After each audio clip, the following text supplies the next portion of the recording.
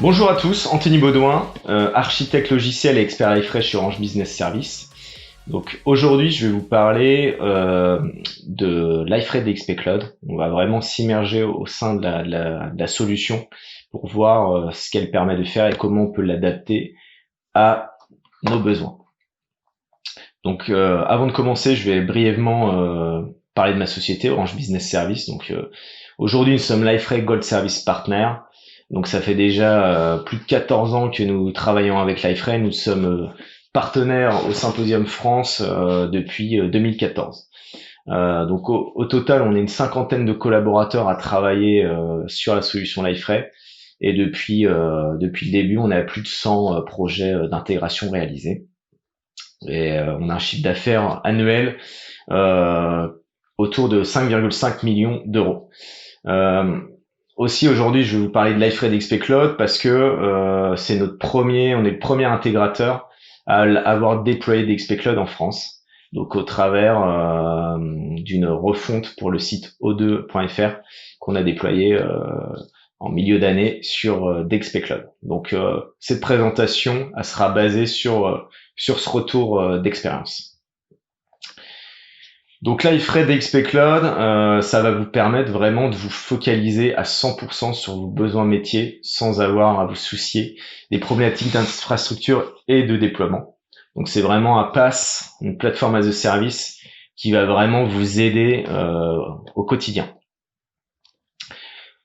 Donc si on fait un focus sur le socle technique, Liferay DXP Cloud elle est composée de trois composantes principales, qui est Docker, donc qui est vraiment l'unité la plus basse dans DXP Cloud, où tout est Docker, tous les services qui sont proposés sont basés sur Docker. Ces services, ils vont être orchestrés par Kubernetes. Et DXP Cloud, en fait, repose sur un socle Google Cloud Platform. Donc l'agrégation de ces trois est égale à Liferay DXP Cloud. Et l'avantage d'un Liferay DXP Cloud, c'est que ça permet de mettre une couche d'abstraction à tous ces composantes-là, et ça évite justement d'avoir vraiment une connaissance approfondie de chacun de ces composantes. Donc, pas besoin, si vous lancez dans un projet Liferay DXP Cloud, pas besoin d'être expert sur Kubernetes, par exemple.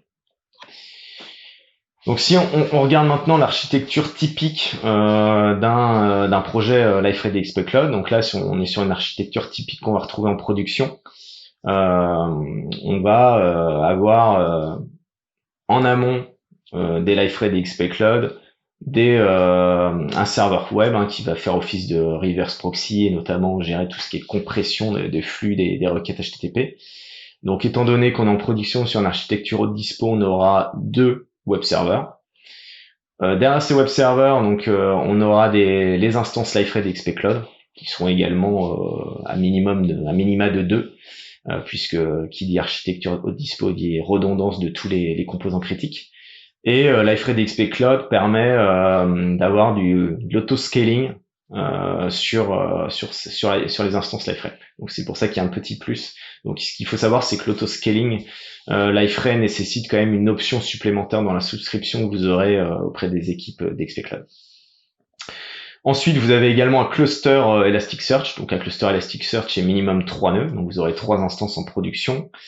Et vous avez une base de données MySQL, donc là on utilise le service managé de GCP pour stocker les données.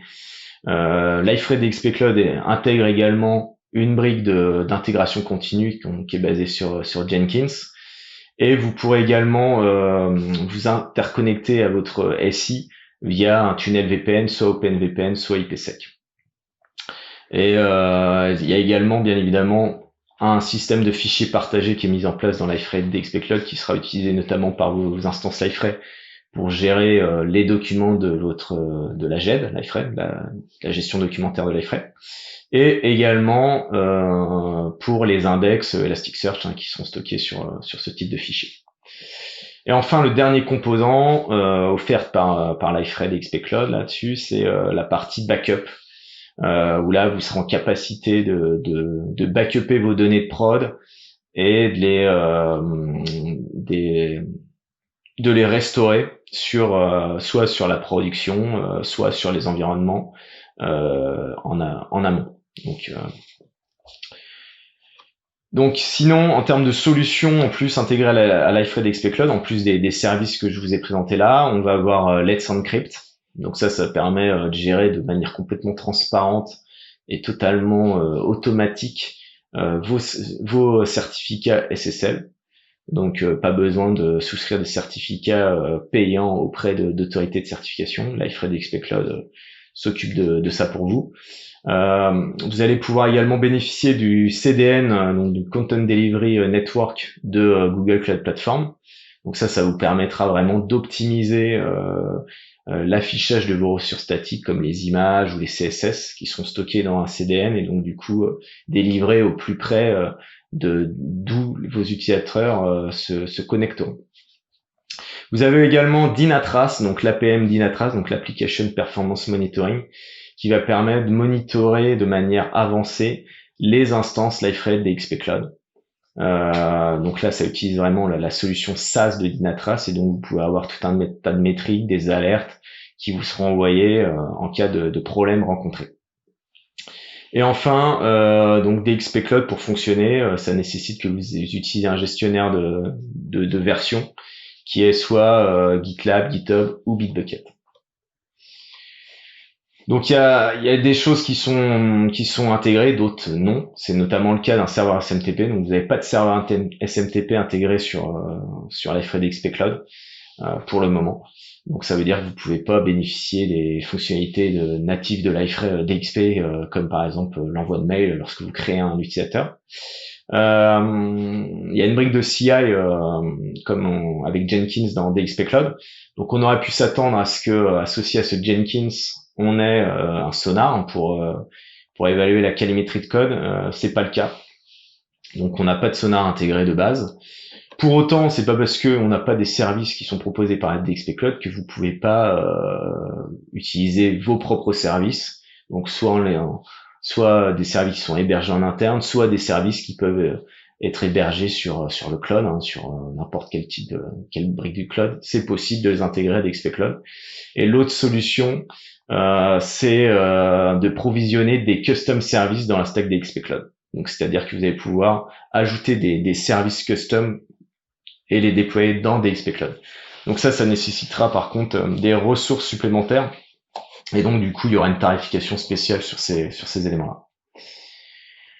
Donc lorsque vous souscrivez à une offre DXP Cloud, vous allez avoir 4 environnements. Donc vous allez avoir l'environnement de production, donc l'environnement haute dispo avec l'architecture que je viens de vous présenter. L'environnement d'UAT, donc qui est l'environnement de qualification de pré-production. Donc ça, c'est un environnement ISO-prod avec une architecture équivalente à celle qu'on a en prod. Donc ça vous permet vraiment de valider vos déploiements et vos développements sur quelque chose d'ISO production et donc de sécuriser vos mises en production. Ensuite, vous avez un environnement de dev. Donc ça, c'est l'environnement de dev ou de recettes, on va dire, internes, qui permet vraiment de valider vos développements et de les intégrer au fil de l'eau. Donc ça, c'est un environnement qui n'a pas de composants redondés. Donc on a une seule instance Liferay DXP, un seul web server et un seul service Elasticsearch, par exemple. Et enfin, le dernier environnement qu'on a, c'est l'environnement de CI/CD, donc d'intégration continue, déploiement continu, qui lui déploie uniquement un service Jenkins. Donc Liferay DXP Cloud, ça vous offre une console d'administration. Donc on va regarder rapidement ce que ça permet de faire. Donc lorsque vous allez vous connecter à DXP Cloud, à la console d'administration, vous allez avoir la liste des environnements qui sont présents ici, avec pour chaque environnement quels sont les services notamment qui sont déployés. Donc lorsque je vais cliquer sur un environnement, je vais me retrouver avec une interface qui va me proposer me donner une vue de l'ensemble en fait des services qui sont déployés, leur statut, quelle est l'image qui correspond au service, etc. Les activités, et j'ai un menu sur la gauche qui permet vraiment de naviguer dans le détail, d'aller consulter en détail tous les services, le nombre d'instances que j'ai par service, d'aller accéder au log, au monitoring, de voir toute la couche network, donc quels sont les services qui sont exposés, les endpoints qui sont exposés sur Internet, etc. et vous pouvez aussi gérer les membres, enfin les utilisateurs qui auront accès à la console d'administration et leur donner des droits. Donc si je vais dans le détail d'un service, ici par exemple j'ai pris le détail d'un service Liferay, je vais pouvoir consulter les logs, télécharger les logs. J'ai un onglet qui me permet d'accéder au shell, donc ça veut dire me connecter directement au sein du conteneur pour faire du debugging. Et notamment dans le conteneur Liferay, je vais pouvoir lancer un client MySQL pour aller requêter la base. Donc attention à faire avec vigilance, notamment en production. Vous allez pouvoir activer l'auto-scaling également. Donc ça, c'est si vous avez fait la souscription près d'XP Cloud. Et vous allez également pouvoir gérer des variables d'environnement et les domaines qui pointent sur vos environnements. Donc les variables d'environnement et les domaines, c'est des choses également qu'on peut gérer dans les fichiers de conf Liferay d'XP Cloud. Donc on y reviendra tout à l'heure. L'intégration continue, donc là c'est vous avez DXP Cloud vous permet vraiment de gérer une intégration continue. Donc à chaque fois que vous allez faire un commit, plus exactement un push sur votre repo Git, ça va lancer un build Jenkins. Donc c'est un pipeline Jenkins qui va être lancé. Donc là pour que le build soit bien évidemment lancé, il va falloir que vous fassiez une petite configuration au niveau de votre gestionnaire de version. Donc ça, c'est très bien documenté dans la doc Liferay d'XP Cloud. Et donc, ça va lancer un pipeline qui, lui, va faire un checkout des sources, builder votre application, déployer cette application sur un registry d'XP Cloud. Et si vous êtes sur la branche de dev, ça va également la déployer sur votre environnement de dev. Donc ça, vous pouvez changer ce pipeline, on y reviendra également. Donc pour l'adapter vraiment à vos besoins, à votre spécificité. Donc lorsque vous avez, lorsqu'un build Jenkins est bien passé, ça va le déployer sur le registry d'XP Cloud. Et donc à ce moment-là, vous allez pouvoir le déployer via une interface d'admin qui est dans la console d'XP Cloud. Et donc vous allez pouvoir le déployer n'importe quel build sur l'environnement de votre choix. Bien évidemment, il faut que vous soyez habilité à lancer des déploiements sur les environnements. Donc ça se fait vraiment en 2 clics. Hein. Vous cliquez sur le bouton Deploy Build To, vous sélectionnez l'environnement, vous faites valider et ça lance le déploiement.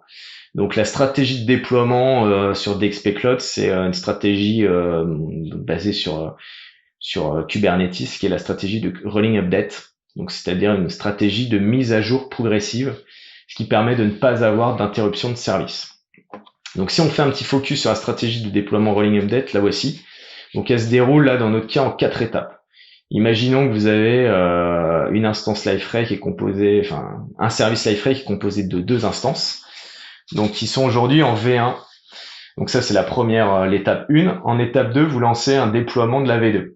Donc ce que ça va faire, c'est au lieu de lancer 2 conteneurs V2 d'un coup, ça va d'abord déployer une première version de votre V2, mais tout en gardant les instances de la V1 actives.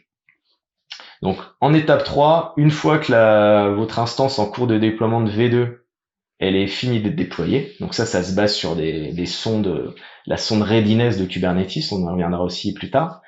À ce moment-là, l'un des conteneurs V1 va être supprimé et le trafic va être redirigé vers le conteneur V2. Mais également toujours vers l'image V1, vers l'autre conteneur V1. Donc ça veut dire que en étape 3, à la fin de l'étape 3, vous avez du trafic qui est vers vers un conteneur V1 et vers un conteneur V2. Et en plus de ça, vu que votre première version, votre premier conteneur V2 a fini de se déployer, à ce moment-là, on a un deuxième conteneur qui se déploie. Et donc on arrive lorsque le deuxième conteneur V2 a fini de se déployer, on arrive dans l'image 4, c'est-à-dire que on supprime le conteneur V1 et du coup le trafic désormais est redirigé vers les 2 conteneurs V2. Donc si on se lance également, si on regarde un petit peu en détail la partie vraiment workspace, donc environnement de développement, ce qui va nous intéresser particulièrement ici.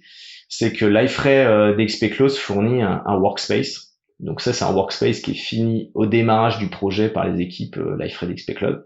Et c'est un workspace qui est très très proche de ce qu'on peut trouver dans les Liferay Gradle Workspace.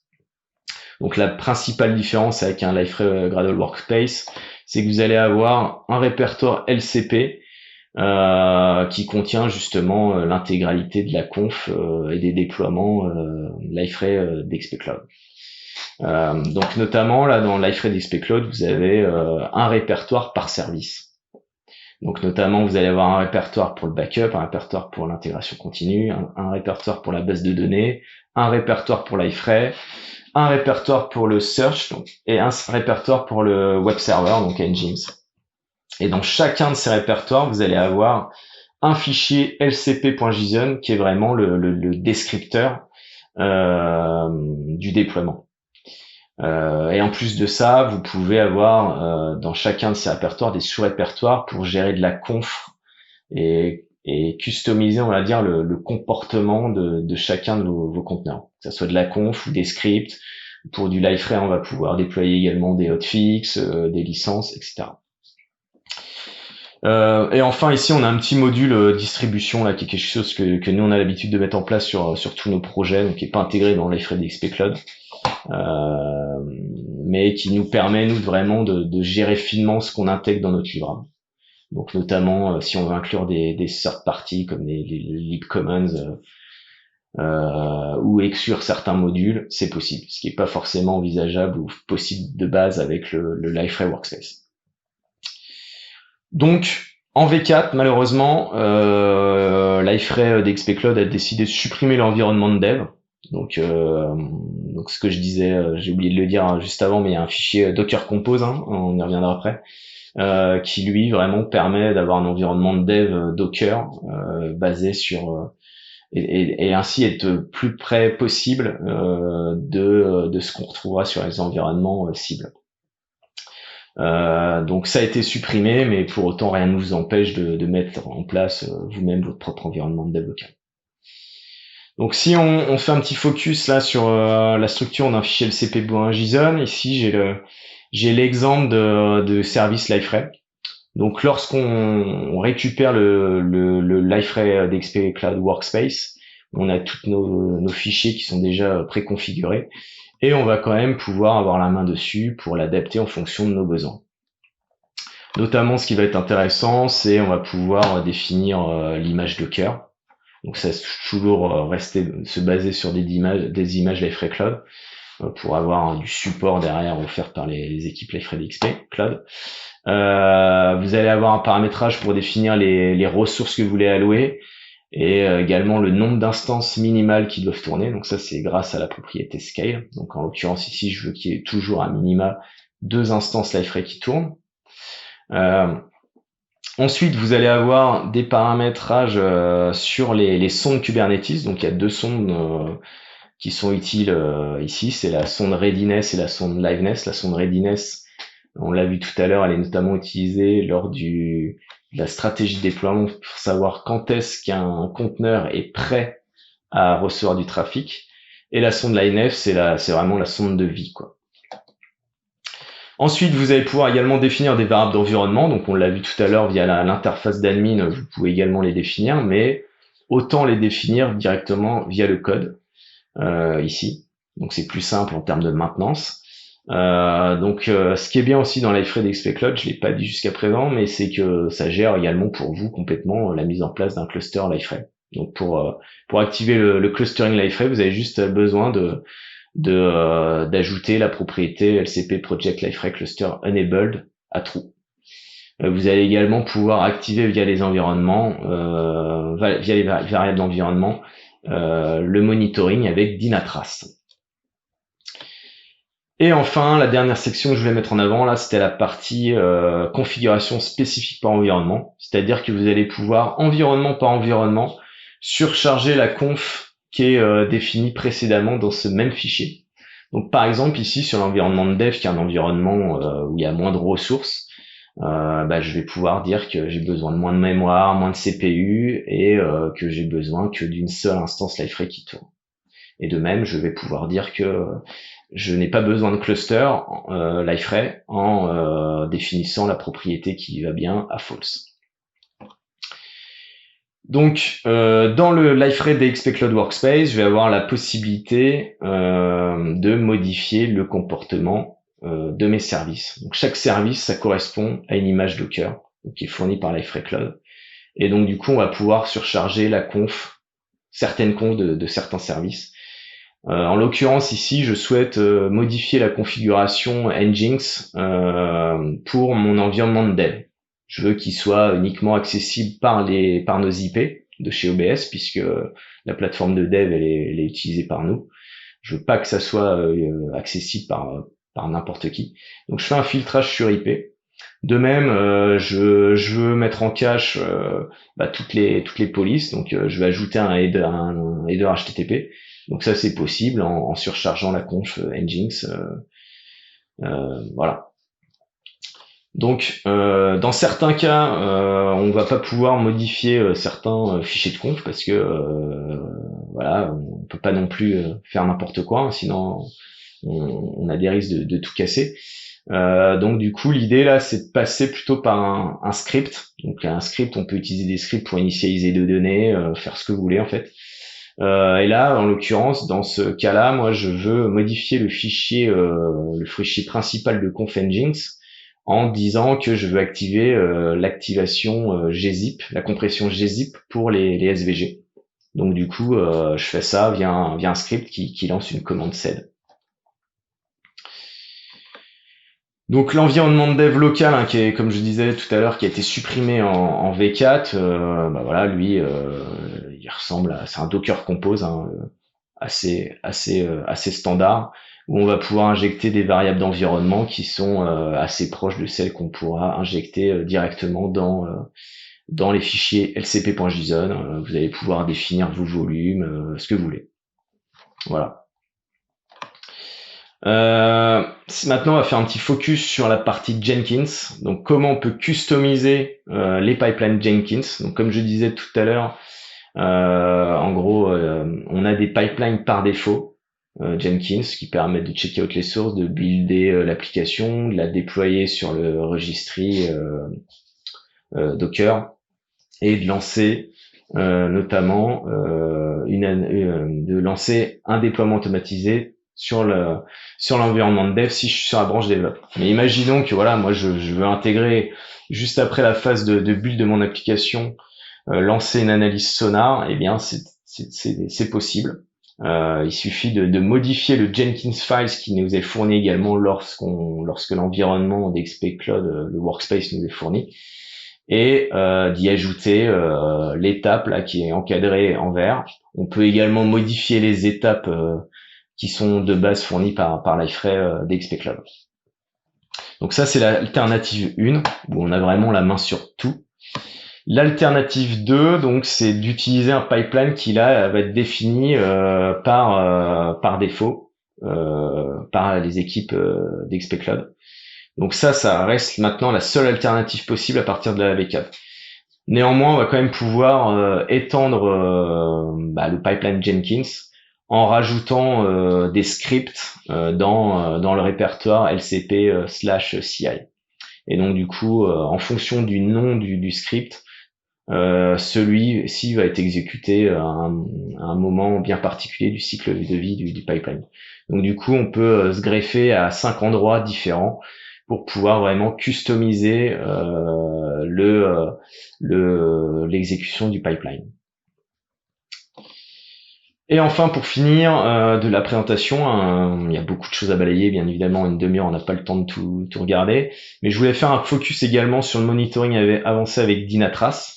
Donc pour activer Dynatrace sur les instances Liferay, il suffit juste de renseigner 2 variables d'environnement, donc dans vos fichiers lcp.json, et vous allez pouvoir accéder vraiment à du monitoring avancé. Donc définir vos propres alertes en cas de problème de performance ou en cas d'erreur qui arrive trop fréquemment. Donc vous allez être alerté, vous allez pouvoir vraiment analyser ce qui se passe. Donc là en l'occurrence dans cet exemple-là, j'ai un problème de performance sur l'affichage des pages. Et donc du coup, notamment j'ai des temps de réponse qui sont 5 secondes plus lents que d'habitude. Et donc je peux identifier d'où vient le problème. Donc là on voit que le problème principal il vient du temps d'exécution du code. Et ensuite je peux aller vraiment dépiler toute la stack d'appel, donc la stack Java, pour identifier vraiment d'où vient le problème. Donc avec là, le pourcentage de temps passé dans telle ou telle classe.